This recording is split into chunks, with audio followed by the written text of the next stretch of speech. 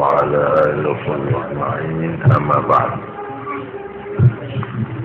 Para ibu-ibu, bapak-bapak yang menghadiri pengajian malam Jumat yang saya hormati.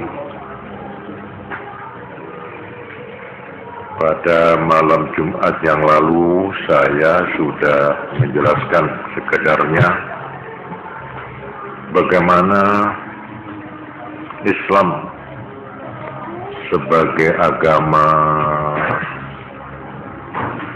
yang dinyatakan sebagai agama terakhir penghabisan. Artinya bahwa dari Allah Subhanahu wa Ta'ala tidak akan lagi diturunkan agama yang baru.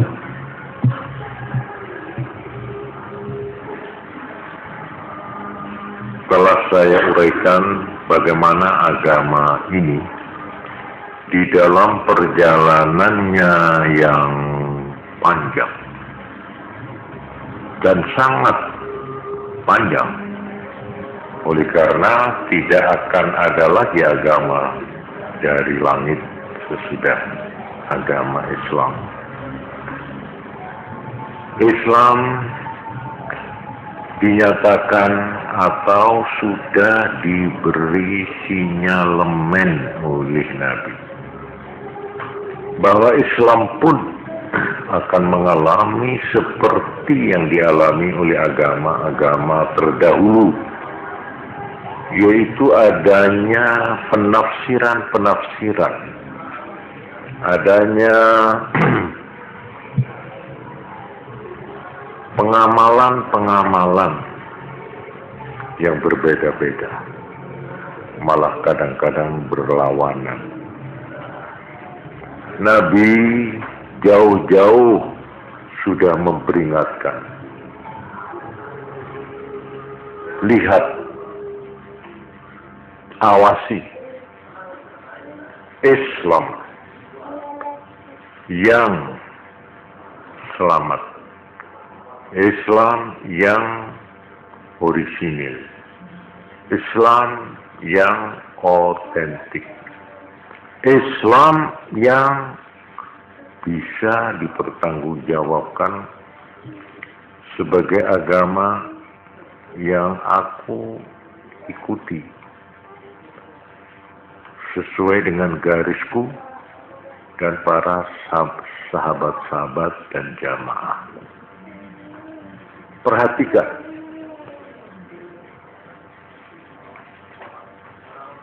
aliran, kelompok atau faham yang mengaku Islam,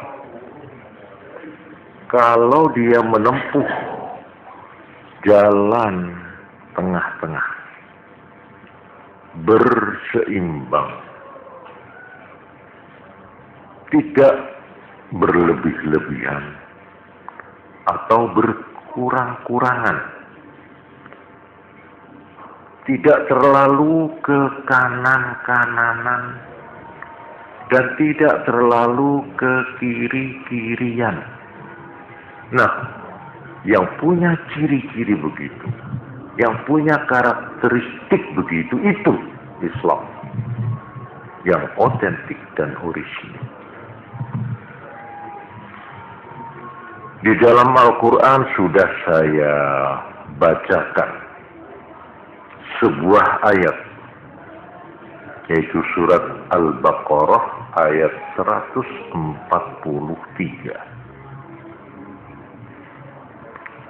yang berbunyi, wa kadzalika ja'alnakum ummatan wasatan litakunu syuhada'a 'alan nasi wa yakuna ar-rasulu 'alaikum syahida.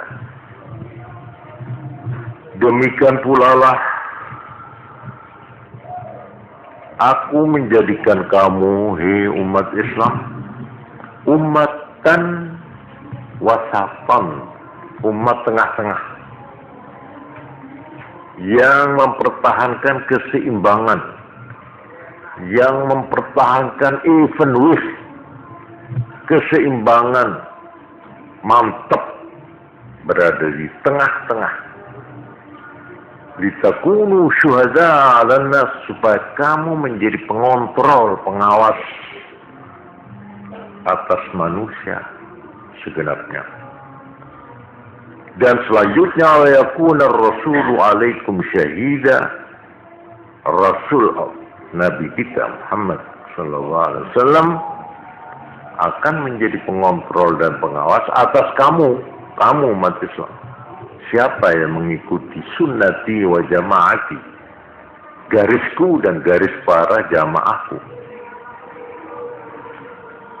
Malam ini untuk menambah dan memperkuat, saya akan bacakan sebuah hadis an Abi Hurairah radhiyallahu anhu qala qala Rasulullah sallallahu alaihi wasallam qaribu wasaddidu wa'lamu annahu lan yanjuwa ahadun minkum bi'amalihi. Qalu wala anta ya Rasulullah. Qal wala ana illa an yataghammadani Allahu birahmatin minallahi wa fadl. Nabi bersabda qaribu. Qaribu ini yang dimaksud ayil qasdu, tengah-tengah, alladzi la ghuluwa fihi wa la taqsir, tidak kebabas, tidak kurang. Ibarat orang punya ukurannya itu umpamanya 1,5 meter umpamanya tingginya, tidak lebih, tidak melebih-lebih, dan tidak mengurang-urang. Muqarabah. Qaribu itu asalnya dekat, qarib. Ya. Mendekat, berdekatanlah kamu, artinya berada di tengah-tengah. Wasaddidu, dan continue, mantap dan tepat. Qaribu wasaddidu. Qaribu di tengah-tengah, saddidu continue, tepat pada sasaran. Kemudian sabdanya wa'alamu, dan ketahuilah, ya. Sungguh pun kamu sudah demikian. Wa'alamu, ketahuilah.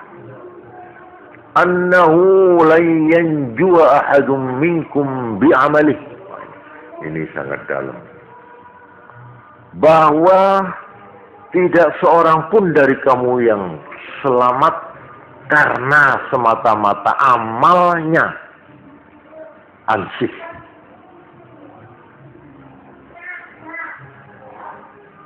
Ini betul-betul pengertian yang baru bagi sahabat-sahabat Nabi sendiri. Selama ini sahabat Nabi dianjurkan untuk mengerjakan perintah agama, melakukan amal-amal agama secara betul-betul. Tapi sekarang Nabi mengatakan, kamu tidak selamat hanya semata-mata karena amalmu itu. Loh, ini kan menimbulkan tanda tanya. Dalam hadis tadi ini dikatakan, kamu hendaklah menempuh jalan tengah-tengah, mantap, continue, tepat sasaran. Toh, kamu harus sadar bahwa tidak selamat salah seorang dari kamu karena amalnya. Lu artinya amalmu itu jangan kamu endelkan. Jangan kamu pastikan dan yakinkan bahwa amalmu itu akan diterima Allah. Amalmu itu akan mulus dan lulus. Lalu para sahabat yang mendengar sabda Nabi ini tanya, wala anta ya Rasulullah, dan juga tidak engkau, wahai utusan Allah. Loh, apakah hukum ini berlaku hanya untuk kami-kami, apa juga untuk Tuhan, untuk Rasulullah sendiri? Bahwa amal itu tidak satu-satunya yang harus diandalkan, yang harus dijadikan andalan atau kepastian, keyakinan bahwa dengan dan karena amalmu ansih kamu akan selamat. Apa betul ini berlaku juga bagi engkau ya Rasulullah? Ya, katanya Nabi. Wala ana, dan tidak pula aku. Aku juga terkena hukum itu. Illa, ini. Tetapi ayyataghammadani Allahu, tapi Allah meliputi aku birahmah, dengan rahmat min Allah, kasih sayang Allah, wa fadlin, dan kemurahan. Ini sabda ini artinya di dalam Islam itu ada dua. Kecuali kita harus mengikuti petunjuk-petunjuk seperti tadi, tengah-tengah, jangan berlebih-lebihan, jangan berkurang-kurang. Ya. Tapi dalam pada itu ingat, kamu sendiri harus beramal. Kamu harus berusaha. Kamu harus berjuang. Kamu harus mati-matian mengikuti agama semaksimal mungkin. Tetapi, nah ini, di samping amalmu ada lagi yang akan menentukan nasib, yaitu rahmat dan kemurahan Allah. Ini hebat sekali, ajaran Islam ini di sini hebatnya. Tidak hanya karena amal, lalu orang mengendalkan, mendabik dada, seolah-olah aku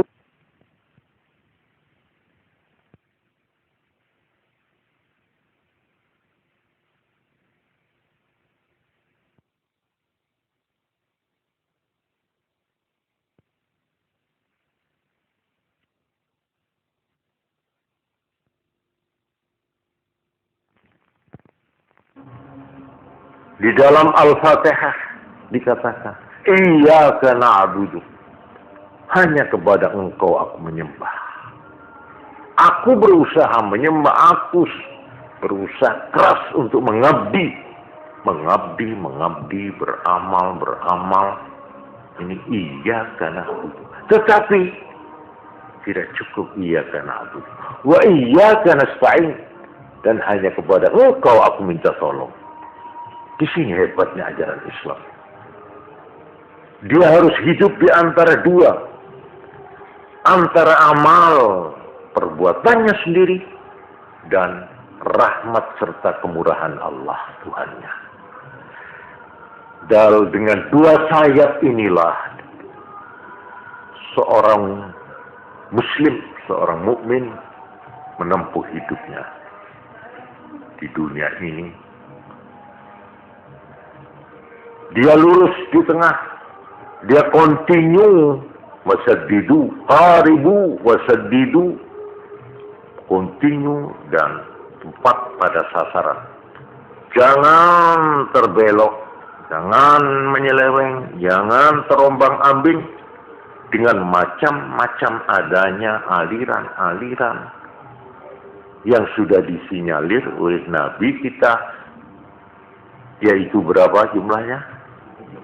73. Itu saya kira wajar. Bukan berarti, loh kenapa umat Islam harus berbeda-beda? Harus 73. Justru di sini, ujiannya itu di sini.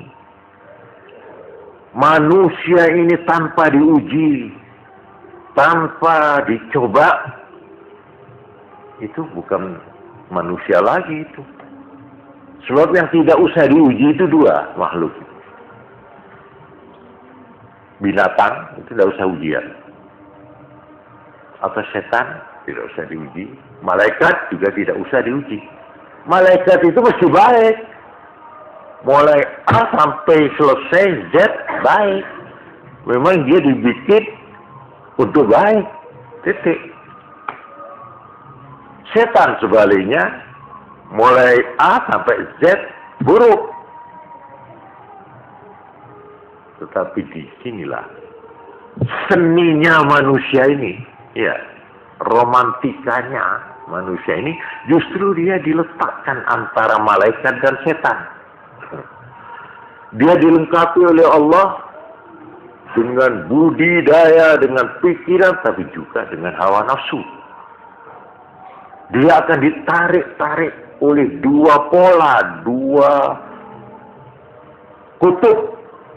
Kutub selatan, kutub utara, kutub malaikat, kutub setan.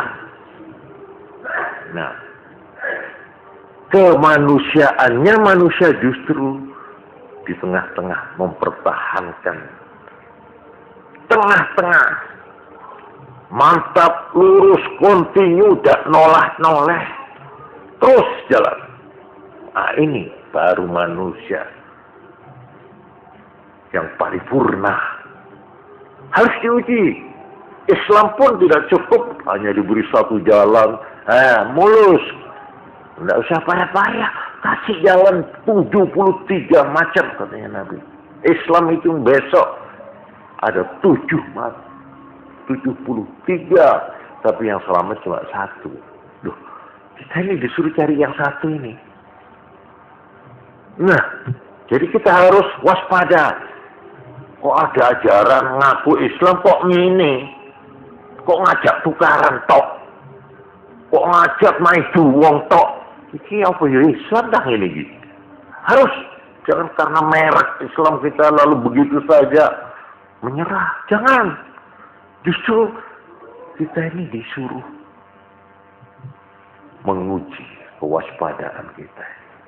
Kalau saya katakan tadi, kalau ajaran itu ajaran yang tidak berlebih-lebihan, yang berseimbang, yang berserasi, yang tidak kaku, yang hasil yang alami, yang natir. Nah, natir ini sendiri tidak pernah alam ini mengalami aturan yang tidak berseimbang. Hukum alam itu kalau dibiarkan manusia, umpamanya manusia tidak usah berusaha apa-apa, alam ini akan berjalan wajar. Antara hujan, kemarau, ini sudah tertib ini. Nanti ada daerah yang begini, gersang, diberi buah-buahan ini, yang begini diberi. Ini ada hukum keseimbangan di alam ini. Ada. Nah, ikilikaken ini nanti didapatkan binatang ini yang akan makan ini, saling ini, sehingga berseimbang. Umpama manusia ini diem aja sudah. Biarkan alam ini berjalan sendiri. Ini akan berjalan, akan menempuh jalan tengah-tengah. Ya. Berseimbang, berkeseimbangan. Lalu yang kedua, yang di sini perlu saya tekankan, yaitu sabda Nabi, antara amal dan rahmat. Apa artinya? Artinya, Tuhan Allah itu maha kuasa, maha bebas. Tidak boleh dan tidak mau dipengaruhi oleh siapapun. Kalau Tuhan itu masih dipengaruhi, itu namanya bukan Tuhan. Tuhan itu bebas. Dan dia berhak untuk memutih hitamkan. Saya tadi menerangkan di dalam suatu pengajian bahwa Allah itu digambarkan oleh Allah sendiri sebagai Rabbil Alamin. Alhamdulillah Rabbil Alamin. Menguasai seluruh alam semesta sendiri. Tidak ada yang nemani, tidak ada sistem legislatif, eksekutif, yudikatif, nggak ada trias politika, itu tidak ada dalam pengaturan alam. Mutlak di tangan Allah. Nah, biasanya gambaran kita, kalau ada orang mempunyai kekuasaan mutlak, itu biasanya lalu diktator, ya toh? Diktator, kejam, despotis, dan sebagainya. Ya maklum, Mujije ini gak ada yang ganggu-gugat. Nah, di sini Tuhan mengatakan, Tuhan Allah yang ngijeni kekuasaan soal alam manusia semua ini, tapi ketahuilah bahwa di dalam ngijeni Allah itu tidak didasarkan atas keserakahan, tidak didasarkan atas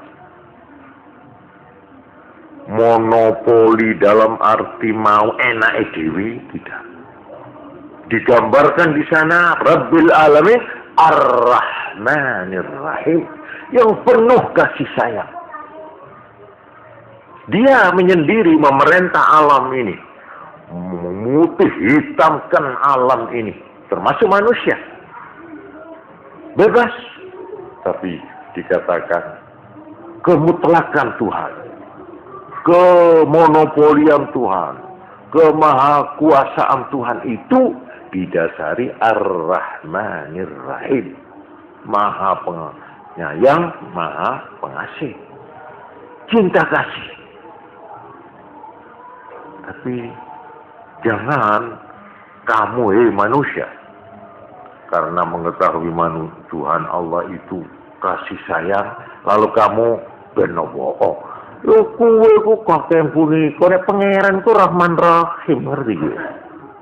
Loh, jadi karena itu lekas-lekas disusuli Malik Yaumiddin.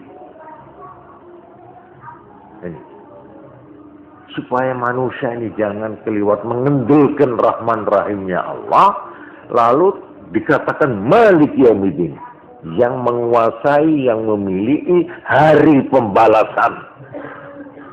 Artinya setiap perbuatan jahat jangan dikira tidak akan diperhitungkan. Tiap-tiap kelengahan, tiap-tiap keteledoran, seujung rambutku, misqala dzarrah, sebobot atom pun akan diperiksa oleh Tuhan.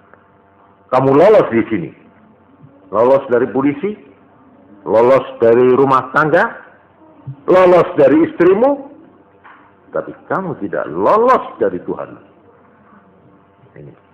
Ini Malik Yaumiddin. Jadi maksudnya kita ini supaya hidup di tengah-tengah antara Rahman Rahim dan antara Maliki Yaumiddin, antara Tuhan yang kasih, yang penuh kasih sayang, juga yang tegas. Malik Yaumiddin itu tegas bertindak kalau salah kita itu.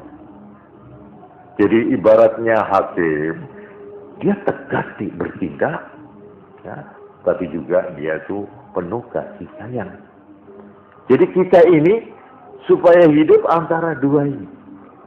Jangan mengandalkan amal, tok, dengan tidak memohonkan rahmat dan kemurahan Tuhan. Nah, inilah. Jadi kita itu disuruh hidup tawassut wal i'tidal, tengah-tengah. Jangan terlalu manja kepada Tuhan, tapi jangan putus asa pada Tuhan. Jangan dikira kamu 99 kali membunuh orang. Ada hadis. Dia putus asa. Dia cari kiai, cari pendeta. Ini zaman kuno, Bani Israel. Ini kisah Nabi. Setelah dia 99 kali membunuh, datang pada seseorang yang dianggap ahli agama. Oleh orang ini zaman dulu, zaman Bani Israel, zaman Yahudi. Ini dongengan Nabi. Terus dijawab oleh ini ahli agama. Berapa kali kamu membunuh? 90. Aduh, sudah tidak ada jalan lolos. Kamu pasti dipetenteng. Tidak ada jalan. Ini orang yang sudah putus asa. Oh, begitu ya, Pak ahli agama. Ya. Jadi saya sudah tertutup jalan saya karena saya membunuh 99 kali. Ya. Baiklah kalau begitu. Saya akan genapi angka saya ini dengan yang ke-100 dengan kamu tuh dibunuh.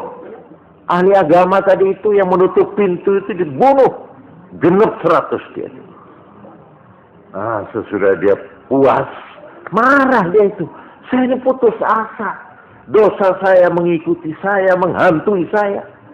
99 nyawa menghantui saya dalam hidup saya. Kok sekarang oleh Bapak, ini ahli agama, saya tidak sebut pastor, tidak sebut kiai. Sebab ini zaman Bani Israel ini. Ini kok dikatakan jalan tertutup katanya. Tuhan tidak akan mengampuni dosa saya. Akhirnya, ini cerita hadis. Akhirnya orang ini datang kepada orang yang lain. Orang lain ini lalu memberi aksi begini. Begini saja saudara ya. Untuk membuktikan bahwa saudara bermaksud ingin memperbaiki diri saudara yang sudah kotor, berumuran dosa. Baiklah, di sana ada sebuah desa jauh, di sana. Entah berapa ratus kilo, tidak dijelaskan dalam hadis itu. Coba saudara ke sana. Di sana orang semua baik-baik, menyembah Tuhan dengan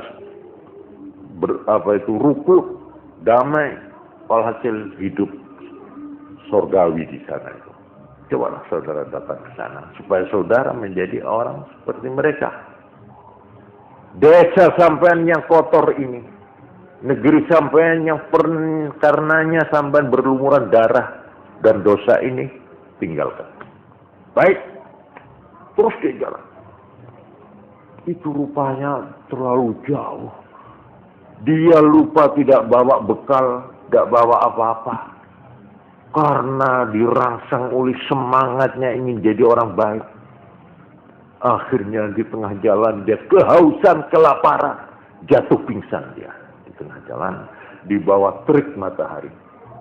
Akhirnya dia masih didorong oleh keinginan ingin menjadi orang baik, ingin menebus dosa. Dia merangkak dengan dadanya, dia ngesot. Akhirnya mati dia.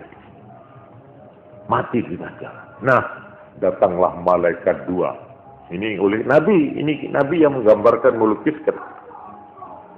Yang satu itu malaikatul azab, malaikat yang khusus bagian tukang siksa, al-goju. Nah, yang satu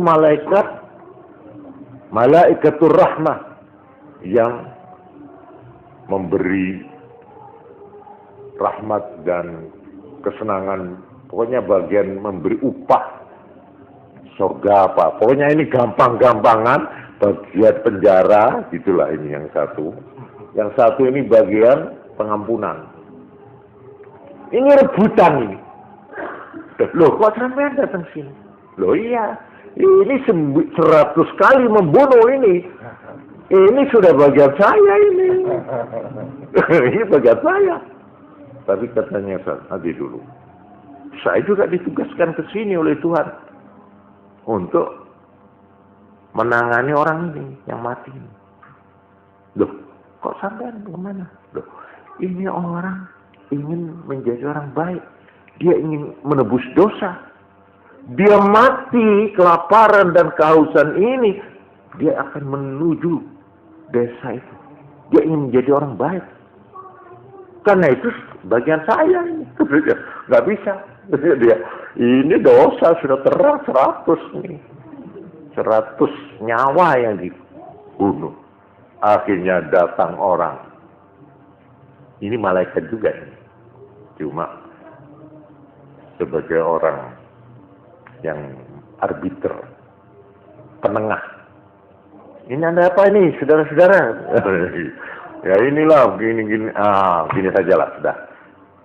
Ini saya punya pendapat, jalan keluarnya begini. Sekarang kita ukur orang ini. Antara dia dan desanya yang ditinggalkan berapa kilo, berapa meter. Dan antara dia dengan desa yang akan dituju berapa. Artinya dia membuktikan ya dengan tenaganya bahwa dia betul-betul ingin menebus dosanya. Itu sampai di mana? Coba. Akhirnya diukur. Ternyata lebih dekat ke desa yang akan dituju. Nah, bagian saya, bagian malaikat rahmat, dia diampuni dosanya. Karena dia bersungguh-sungguh menyadari dosanya. Sekalipun belum ketekan. Nah, ini namanya hukum rahmat dan kemurahan Tuhan. Bukan karena amal.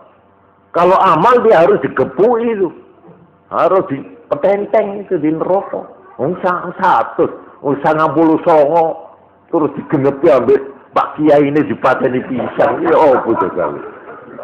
Akhirnya 100. Akhirnya kalau lihat amalnya dia harus masuk penjara itu. Harus ditembak mati dia itu mestinya. Nah, ini mestinya itu. Nah, bermocora itu masuk. Tapi Allah bukan manusia. Bukan makhluk yang dipengaruhi oleh pertimbangan-pertimbangan luar. Allah mempunyai kekuasaan penuh, kebebasan penuh untuk menentukan apa-apa. Karena itu, dengan rahmat dan fadlnya, dia diterima sebagai orang yang terampuni dosanya. Cobalah. Bayangkan, pikirkan ini hadis ini. Lalu raba cocokkan dengan diri kita ini. Saya di mana saya ini? Ini namanya orang yang sudah mempunyai jiwa agama. Agama itu ada 3, saudara-saudara. Ada agama kulit luar. Itu namanya syariat. Syariat itu luar. Ngelakoni salat, haji, poso. Ini syariat ini. Kulit. Tapi di samping luar ada yang namanya tarekat, cara penghayatan terhadap agama. Ini harus ada ini. Tidak cukup hanya, wes aku wis genep kok salate, wes ngene pasane ya wes. Terus piye? Wis kate wis mlebu ngono ae wis. Loh. Langgar nampe apa kene? Iya pokoke aku bangsa swarga nek aku. Piye jajale salate ya wis sregep dhewe. Aku iki salat Jumat ya kaji pisan, ya zakat ya iki. Arep apa nih? Ya ngendelne namanya itu. Ngendelkan amal ini. Ini justru dilarang ini oleh agama. Jangan. Kamu jangan mendabuk dada karena telah melakukan perintah agama. Itu baru kulit. Baru kulit. Nah, di sini ada yang namanya syariat, ada yang namanya tarekat, dan ada yang namanya hakikat. Ini agama. Bahasanya yang dipakai oleh ulama-ulama,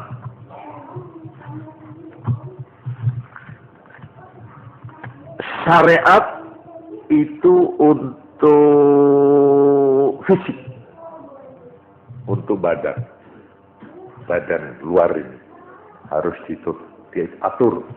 Nek ini kudu adus, nek ini kudu ini. Nah, ini luar semua. Tata tertib secara zahir. Nek arep salat kudu wudu, nek ngene kudu ngene, nek wong arep kumpul karo wong lanang wedok ya kudu kawin ngene, kudu ngene. Ono cara-cara tatanan luar itu syariat namanya.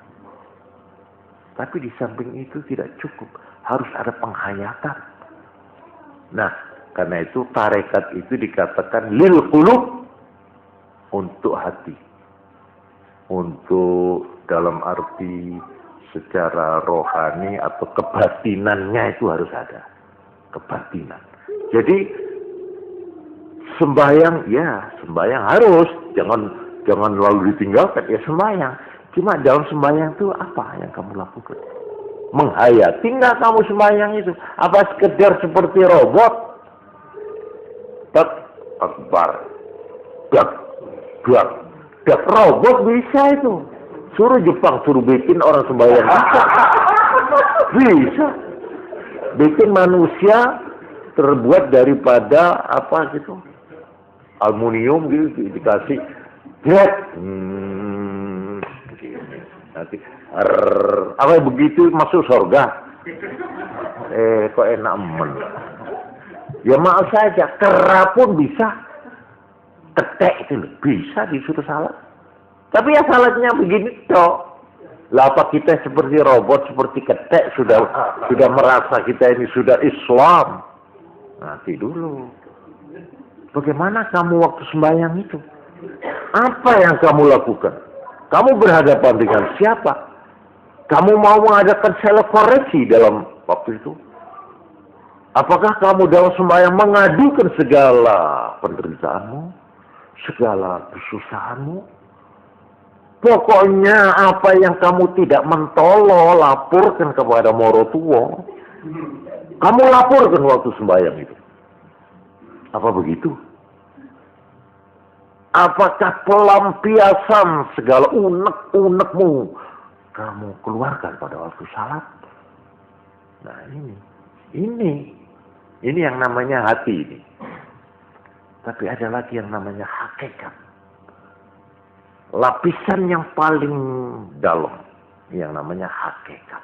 Hakikat itu kalau di sini dikatakan nasibul arwah minal musyahadah war ru'yah.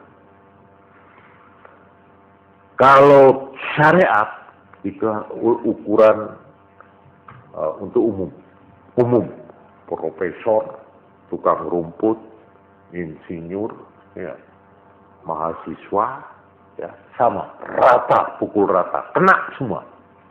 Kiai, bajingan, santri, ya, orang yang paling pinter, orang yang paling bodoh, orang paling kaya, paling melarat, paling ayu, paling elek, sama. Itu syariat.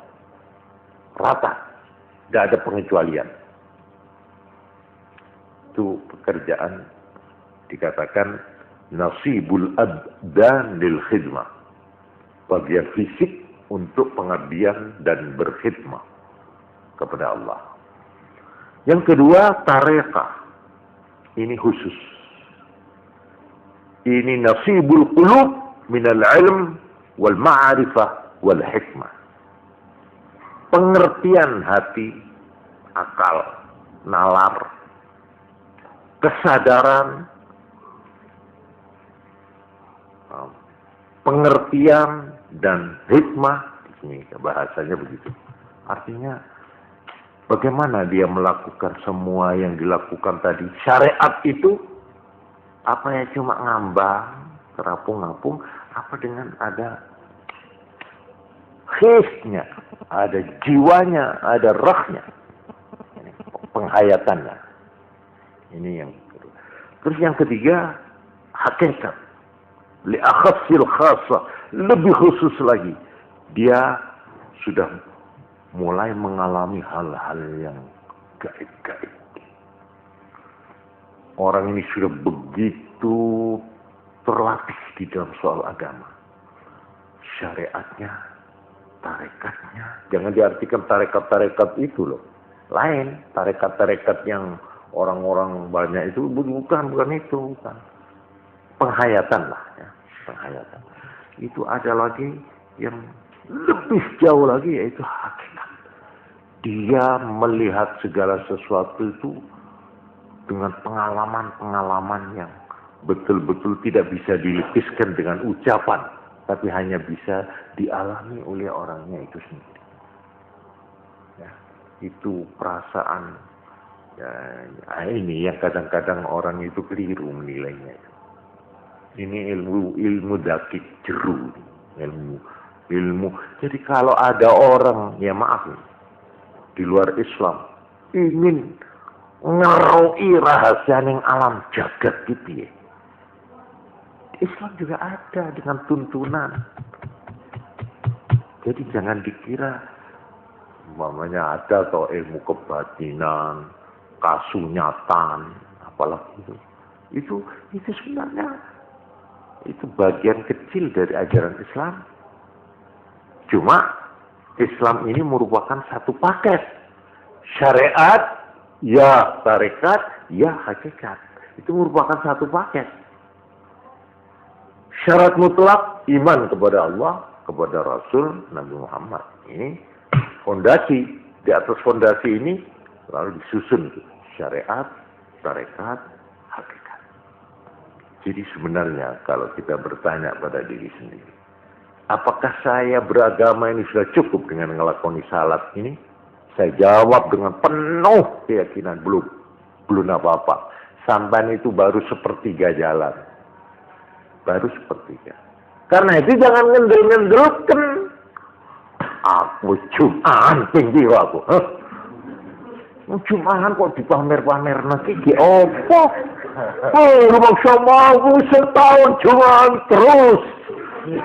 Lah ya arep apa nek Jum'an terus setahun ki arep apa kon? Iya swarga. Lha ngono iki apa yo?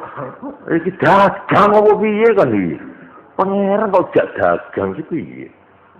Jadi malah ada orang yang sudah memilih agama tiga rangkap tadi. Tiga ganda itu, tiga dimensi itu, ya syariat, ya tarekat, ya hakikat. Dia waktu ditanya, kamu sembahyang ingin apa? Ingin surga? Enggak. Saya tidak ingin surga. Kenapa? Loh, semua orang ingin surga. Loh, kalau dasar saya sembahyang itu hanya ingin surga, apa bedanya saya dengan calo-calo, makelar-makelar, dengan pedagang itu kan komersial namanya. Saya mau sembahyang kalau dikasih untung, itu surga. Bidadari, minta ini, apa itu? Itu pekerjaan anak kecil. Tidak mau mandi kalau tidak dipersen. Apa itu? Enggak, saya tidak itu. Saya tidak tergolong itu. Oh, kalau begitu sama takut neraka ya, dikitnya. Enggak. Bukan takut neraka dulu, Man.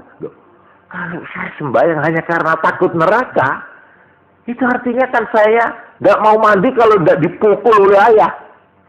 Ayo, kontak film. Habis kontak. Gitu. Enggak pak, sembahyang. Itu satu. Itu apa? Itu ibadahnya anak kecil. Minta persen atau takut dipukul. Habis. Apa juga maksudnya? Saya sembahyang karena diperintah oleh Allah. Orang yang tanya rodok kaget. Oh, rodok sadar ini. Tadinya dia cuma begitu tok. Dianggap agama iki swarga neraka, persen, gepuk, wis menurut ae.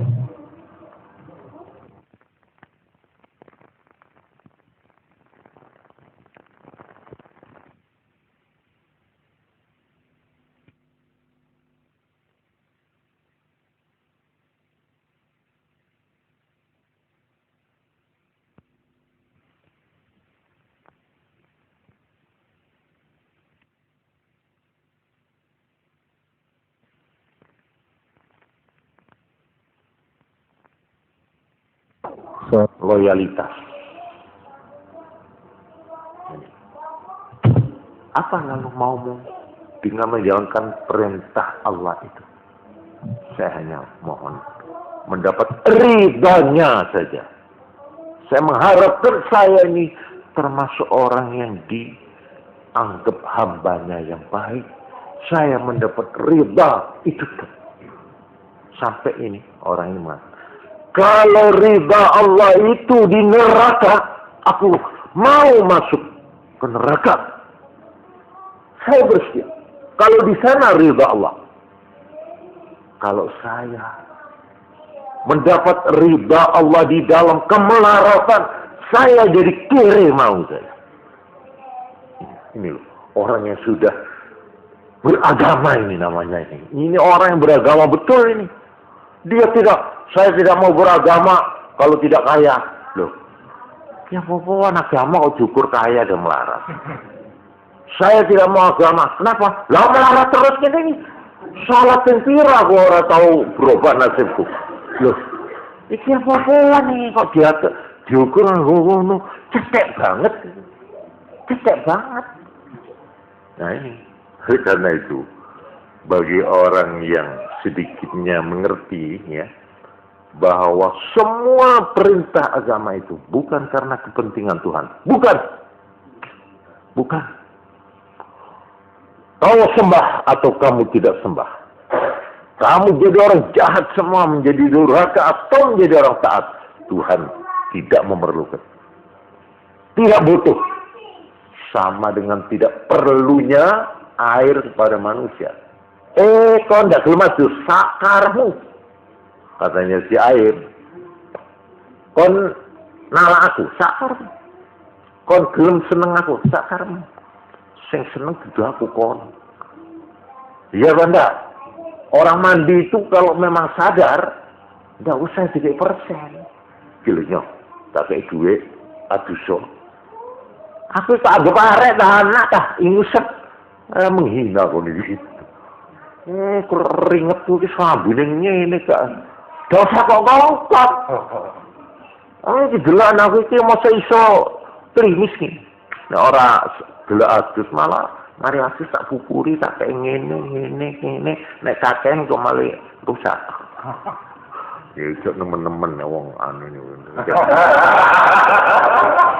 Malah rusak saya sudah betul awet.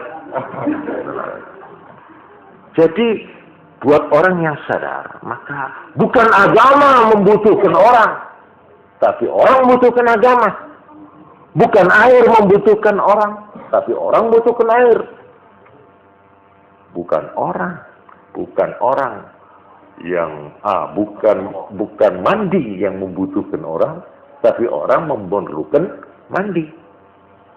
Ini kan logika yang wajar, Bang. Agama juga begitu.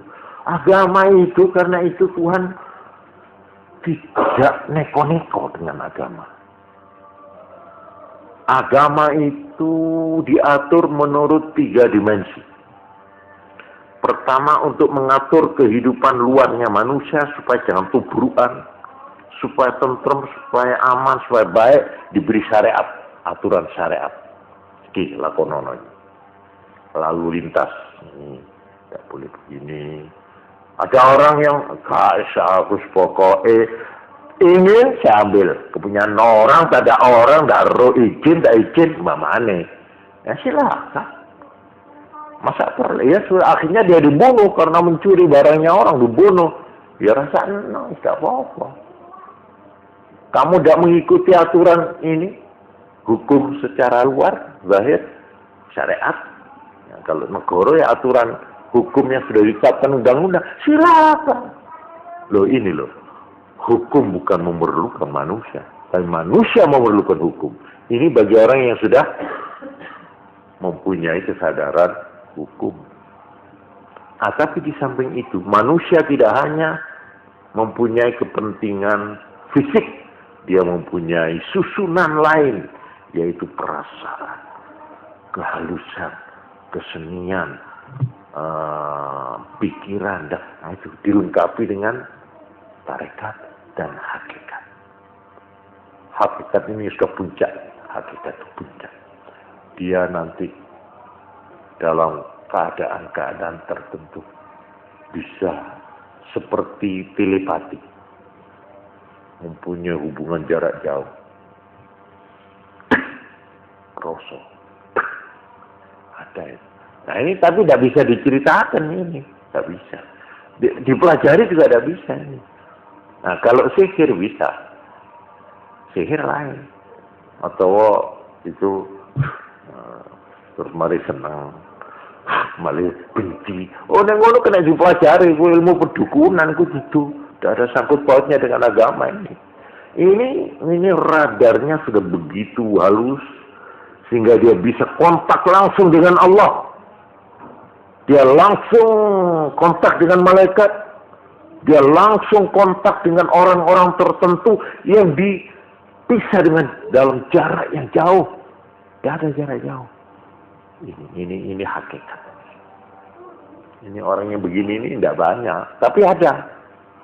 Tapi tidak banyak. Jangan karena sampean tidak begitu loh, ngomong kosong. Kenapa? Sebab saya tidak pernah begitu. Loh, kok dasarnya karena saya tidak pernah begitu. Jangan kan sama dengan ini, maaf ini seperti orang kawin. Kok ini yang kawin? Ngerungi ini belum bikin. Lah, ini tidak bisa diceritakan nang wong sing durung kawin, tidak iso. Tidak iso, sampai jungkir walik tidak iso. Tapi buat orang yang sudah pengalaman itu ya, dia sudah mengalami penahapan agama, baru dia melihat dunia ini rata, tidak ada apa-apa. Tidak ada jurang, tidak ada bukit. Sebab dia sudah notok.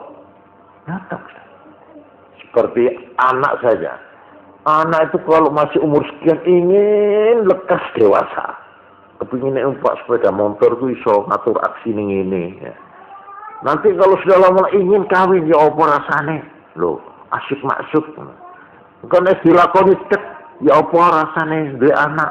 Nek duwe anak, ya apa bisane dadi wong kuwasa? Orang yang sudah sampai di puncak, dia sudah pernah dolim, sudah kawin, sudah punya pangkat, sudah walhasil semua pengalaman manusia ini sudah. Dia melihat dunia ini lalu apa? Apa? Itu, dia tuh terus bekerja 24 jam tidak berhenti. Ditanyakan, mau bikin rumah? Karena dia tidak punya rumah. Lah sampean sudah punya rumah. Apa ya? Perjalanannya dia masih baru akan bikin rumah. Sedang saya sudah belenak nang omahe. Kepingin dolek liane aku iki. Nah, tingkat orang dan agama juga begitu. Seolah-olah yang penting ini. Nah, nanti kalau sudah berhasil, itu gledek gitu saja. Ingin yang lebih lagi, ya dah. Lah wes umpama manusa iki dituruti.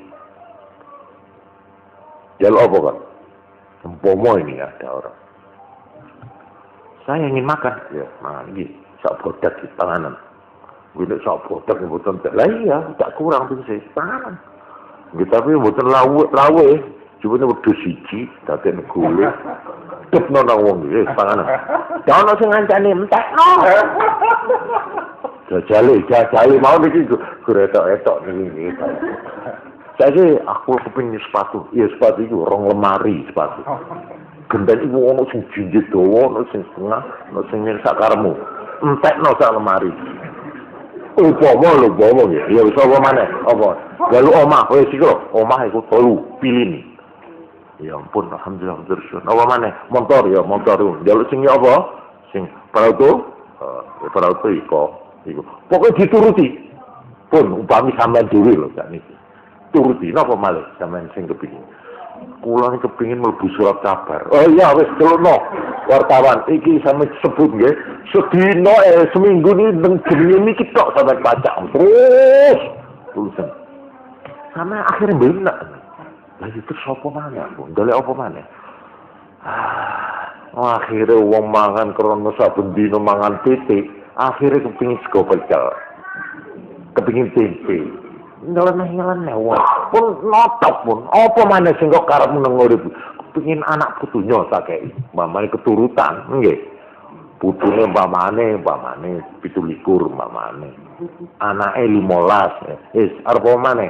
Wis pengin urip cukup ya wis tak kaya cukup wis. Pokoknya dia tidak diberi kesempatan untuk kerja lagi. Coba. Dia tidak punya tujuan lagi di dalam hidup ini. Lalu apa?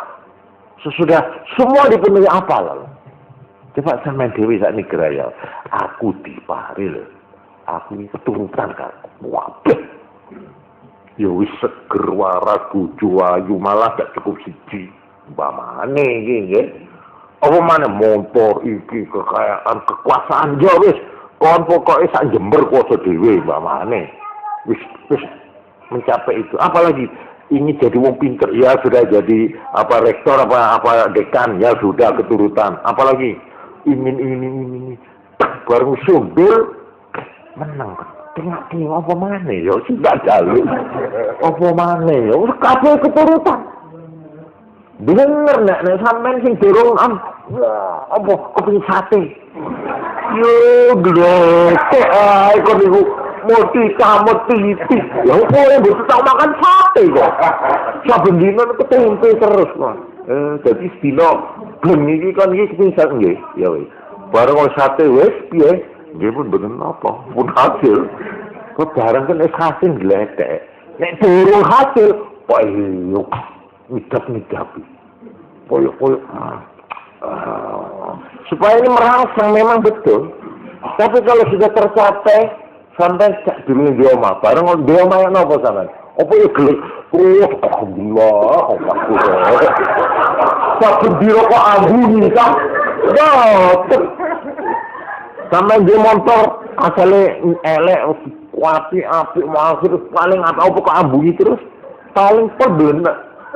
Kirangan seminggu, kirangan setahun, coba. Lalu yang kamu cari apa di dunia ini? Hah? Ini kalau ada pertanyaan, untuk apa kamu hidup? Ini yang jawab hanya agama. Hanya agama. Kalau kamu tanya pada dirimu sendiri, masing-masing orang, satu, saya hidup demi untuk mencari sate. Titik. Ini saya hanya ingin punya gudang tembakau. Ya, terus ini. Saya hanya ingin punya istri. Titik. Apalagi? Saya ingin bisa jadi seri tor. Ada cili. Bisa umur rolas tidak. Bisa tor. Oh, kurikut kaya deh. Kaya apa? Coba takonono menusuk kabeh. Gledek ayo. Yang tertinggi apa? Sampai orang itu kalau sudah sampai ke puncak, bingung ya. Siapa itu yang menemukan atom itu siapa? Siapa namanya? Einstein. Hah? Einstein. Dia bahkan sudah sampai di puncak. Dia sudah kuasai ilmu. Dia lalu kata, saya hanya baru sedikit yang saya ketahui dari alam. Aku lihat alam di sekelilingku. Daerah yang belum aku ketahui jauh lebih luas. Dia menangis merapat karena dia merasa kerdil. Padahal kita sudah mendewa-dewakan dia itu. Saya ingin seperti dia itu, sampai gecek-gecek moro tua kok. Saking olehku kepingin mencapai tingkat tertinggi. Jadi artinya kehausan manusia di dalam hidup ini oleh agama sudah diberi persediaan 3, yaitu syariat, tarekat, hakikat. Jasmaniah secara fisik, ya, dan secara ini hatinya, pengalaman batinnya, Dan ada lagi yang lebih mendasar lagi, itu hakikat. Orang kalau sudah sampai ke hakikat, semua ini bukan apa-apa. Akhirnya dia beragama pun ya semata-mata menjalankan perintah. Dan dia mencari ridha Allah. Dia tidak mengharapkan bidadari. Bidadari di sini di Hollywood banyak. Buat apa? Ini orang Hollywood kan menantang surga dia. Buat apa kita beragama cari bidadari jauh-jauh? Sekarang saya mau ciptakan surga di sini. Dia bikin bidadari sing telanjang-telanjang apa itu. Itu menantang itu sebenarnya. Buat apa ini istana? Saya bikin istana yang paling indah, yang paling kamu dambakan. Jadi kita ini kalau sudah mengikuti perintah Allah, agama ini sebenarnya bukan untuk kepentingan Allah. Ini rahman rahimnya Allah. Ini semua adalah untuk memenuhi hajat kebutuhan kita yang 3 lapis. Cobalah kerjakan agama ini. Oleh karena itu, bukan agama orang yang hanya ngerti ngotak-ngatik teori agama, ilmu agama. Ini poda karo ngapalno undang-undang. Undang-undang semua akeh iku diapalno. Lah kalau cuma apal tok apa? Ya, ini apa itu? Oh, ini melanggar karena itu dalam undang-undang nomor 4 lah kurang itu apa itu? Itu namanya bukan puncak, itu bukan tujuan. Jadi orang yang ngerti agama, ilmu agama, itu ya maaf, itu belum selesai, belum. Itu dengan kata kasar ya, belum berarti punya jiwa agama. Lain. Orang berjiwa agama, mempunyai kesadaran agama, dengan mempunyai ilmu agama lain. Orang mau bodoh tidak ngerti agama, tapi dia menghayati agama dengan betul-betul dengan seluruh perasaannya, seluruh jiwa raganya dia sandarkan kepada Tuhan. Orangnya sebenarnya tidak ngerti ya ditakoni, napa anu dalile? Oh kok dalil? Kalau dia buat ngerti dalil. Kalau niki namung dermo ngelampahi, tapi dia tekun, penuh kesadaran, tidak ada kesombongan. Aku wis nglakoni, aku wis sembahyang, aku wis sedekah, aku wis ngene, aku wong pinter, aku wong kaya, aku wong pangkat. Lho nek wong ngono iku kira-kira tambah karo pangeran. Tenang. Karena itu di dalam hadis tadi dikatakan, ingatlah kamu ya, betapapun lurus perjalananmu, betapapun baik amalmu, kamu tidak selamat hanya semata-mata karena amal, tetapi masih membutuhkan rahmat dan fadlnya Allah. Ini sekedar apa itu untuk menambah ya. Nah, nanti insya Allah saya akan menguraikan bahwa Islam sebagai agama mempunyai tatanan yang disebut syariat. Ini syariat secara fisik tadi itu mempunyai 3 prinsip yang insya Allah pengajian yang akan datang saya uraikan. Pertama, adamul haraj, tidak adanya kesulitan, keruwetan, kerumitan di dalam aturan agama. Peraturan perintah agama dan larangan agama sama sekali tidak mengandung pembelengguan atau penyukaran, penyulitan kepada manusia yang wajar. Ada terus sebagai cedek mengaji ya aku mau wah mau podo karo mlebu penjara. Ini raul, ini haram, ini raul, ini railo. Suara kerasan ya. Kakek punika malu agama iku. Malah kula niku oleh laporan ana wong kepingin weruh melok ngaji tapi wedi nang ngaji. Lho kok wedi? Serem jeneng ngaji. Kok gek mlebu leng gua nang kono kudu bakar dupa terus mantuk ngene terus ono garuh-garuh Woi, kutungnya. Lho kok serem bener. Gambarane ngoten. Agama niku dianggap kaya ngoten niku. Padahal ngene iki kula mangke insyaallah kula terangkan bahwa Islam sebagai agama itu mempunyai prinsip-prinsip satu. Adamul haraj, tidak ada kesulitan. Tidak ada pembebanan, membebani manusia di luar yang wajar, tidak ada. Ini satu. Dua, taklilut takalif, sedikit perintahnya. Sedikit perintahnya, ya sudah nanti akan saya terangkan. Ketiga, at-tadrij fit tasyri'. Apa itu? Berangsur-angsur di dalam melaksanakan perintah agama. Jadi tidak sabrek itu tidak seketika tidak. Nah, ini nanti tiga prinsip ini perlu kita pahami supaya kita itu memandang agama itu punya pandangan yang bersih, yang wajar. Jangan dibayangkan agama itu seperti yang serem-serem atau yang saja yang ngejak rasa-rasa nurib umpamane. Oh, gambaran wis malah agama ku malah semangat iki malah dagang bareng malah ngendoni. Lho, kok iso ngono ya opo? Itu salahmu. Itu salahmu to salahe sing mulang kuwi. Sak temene jare piye ayo. Mari kita kaji kecil-kecilan ini ya, kita ingin supaya kita itu bisa mewariskan pandangan agama yang baik kepada anak keturunan kita. Saudara mungkin tidak beragama, baiklah, silakan. Tapi ketika saudara punya anak dan anak sampean sudah mulai besar, baru sampean tengok-tengok. Iki carane mengatasi anak-anakku. Akhirnya lari pada agama. Gak bisa. Orang tua itu kalau sudah diganggu anaknya baru ingat. Masya Allah, ini. Kalau malah kecoba agama. Nah ini banyak orang Jakarta, orang asalnya sama sekali tidak gubris agama. Tapi setelah anaknya jadi koboi semua, ya bingung ya. Nah ini ada nih. Satu pondok yang istimewa, saya betul-betul salut pada kiainya. Itu mana namanya? Suralaya.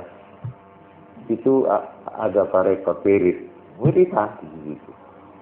Itu anak yang morfini bungsu sing mendem ganja arek-arek itu lho. Sing doyan niku suntik pas mabuk ngeleyang ngoten niku. Wong tuane iki sambat kabeh. Nek sing nglakoni apa ndak sambat. Bapak sing sambat ambek ibune. Ya anakku kok maling ngene iki, dikon kawin ndak mau. Ya akhirnya ini children apa itu? Children of God itu. Anak-anak Tuhan. Itu akhirnya. Ini kebingungan orang tua di Jakarta. Akhirnya ada kiai yang itu anak-anak itu dititipno di pondok. Anak sing SMA, ya sing mahasiswa, ya malah ono dosene barang. Ning kono duka dilapakno kali kiai niku. Padahal kiai ini mboten iso pidato, mboten iso napa-napa. Sederhana. Ya, saya kenal baik yang beliau itu. Ya sudah ngerti. Oke, ini dilatih ini, dikongkon ini kan. Pokok pengamalan lah. Tidak kakek ngomong, itu prakteknya. Nah ilmunya tidak kakek itu. Ini kok dilalah hasilnya. Anak yang keluar dari sana entah berapa hari ada ukurannya. Nek nemen, itu rodok dawa. Rodok lama di situ. Ada itu ceritanya, kalau sampean merasa tertarik, boleh sampean datang ke sana ya, ke Suralaya itu bagaimana. Itu, buat saya itu satu, memang akhir-akhir ini. Mau atau tidak mau. Saudara tolak atau tidak tolak, akhirnya saudara akan mencari agama. Entah untuk saudara sendiri atau untuk anak saudara. Masa depan ini saya kira orang akan banyak kalau udara pencemaran itu apa namanya? polusi. Udara ini makin banyak pencemaran. Juga kehidupan masyarakat kita ini. Bukan tambah aman, tapi tambah pencemaran tuh banyak. Sampai orang yang paling jahat pun ikut bingung. Bingung dia ingin cari bagaimana menyelamatkan dari pencemaran. Padahal ini bajingan. Apalagi yang tidak bajingan. Coba. Orang tua yang wajar aja. Saben hari ini. Dak dikduk. Biar aku selamat orang. Kiris terus. Karena melihat pencemaran pergaulan sekarang ini. Bukan main. Karena itu saya sekali lagi. Bukan air yang membutuhkan manusia, tapi akhirnya manusia yang membutuhkan air. Ini kesadaran pasti ada. Saya tidak pesimis, tapi optimis. Bagaimanapun, insya Allah, agama di Indonesia ini insya Allah akan lebih baik, mempunyai masa depan yang baik. Karena agama, ya, bukan yang memerlukan manusia, tapi kita yang memerlukan. Ya. Negara memerlukan agama. Tanpa agama, negara akan kacau, akan resah. Masyarakat perlu agama. Rumah tangga perlu agama. Perorangan perlu agama. Yakinlah. Saya mantap. Boleh saudara caci maki agama sekarang. Boleh saudara lari dari agama sekarang. Boleh, silakan. Itu hak saudara. Dan pada satu waktu ketika saudara terpukul oleh keadaan yang tidak diduga-duga atau oleh permainan nasib, entah nasib sampean, entah nasib putranya, entah nasib rumah tangganya, entah nasib perusahaannya, pasti saudara akan mencari agama.